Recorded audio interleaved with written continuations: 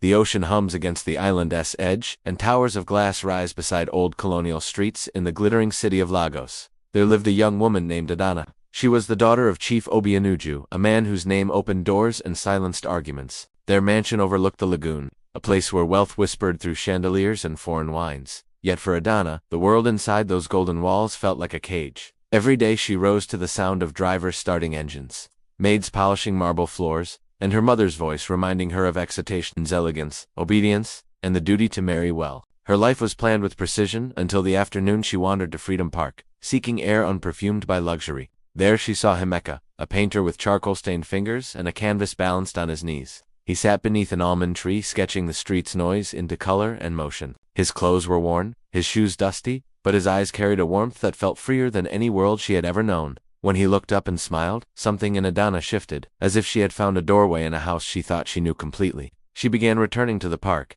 at first in disguise, wrapped in plain scarves and sunglasses, claiming to buy art for charity. But day by day, she stayed longer, watching him paint, listening to his laughter, learning how beauty could grow from struggle. Their friendship deepened into something neither dared to name. Emeka taught her to see the city differently. Not through the tinted windows of a convoy car, but through the rhythm of markets, the color of bus drivers' jokes, and the poetry written on cracked walls. For the first time, Adana laughed without worrying who was watching. Yet even love has borders drawn by fear.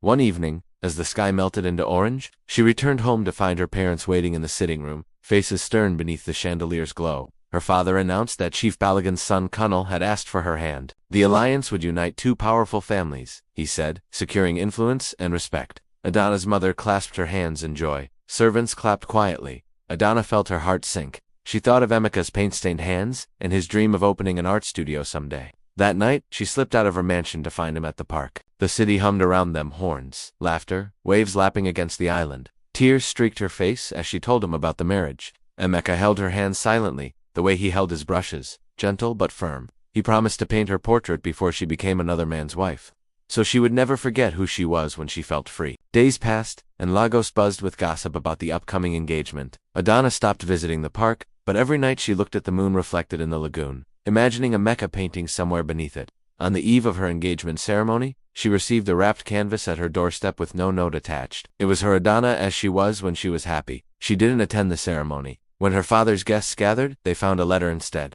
It was short and trembling. I cannot belong to wealth that steals my breath. I must find a life that feels like my own. The same night, Adana boarded a boat, leaving Lagos Island for the mainland, where Emeka waited by the shore with nothing but his easel and a promise. For a while, their love burned quietly in a rented room above the noise of the city. They painted, laughed, and survived on little but hope. Yet even away from the mansion, the city remembered her name. Her family sent men to find her. Her image appeared in the news, and whispers filled the markets about the runaway daughter of a chief living with an artist. The pressure grew heavier each day. Still, Adana swore she would never return, not until she could walk through her father's gates as a woman who had chosen her own path. Months later, when her father fell gravely ill, a message reached her through her younger brother. He had stopped eating, her mother said, his pride breaking before his body did. Adana returned, trembling but resolute. The household was silent as she entered the room where her father lay weak and pale. Emeka waited outside, refusing to step beyond the threshold of a world that had once rejected him. Chief Obianuju opened his eyes and looked at his daughter, the daughter who had defied him yet returned when it mattered. His voice cracked like old paper as he whispered, "If he loves you as you love him, bring him to me."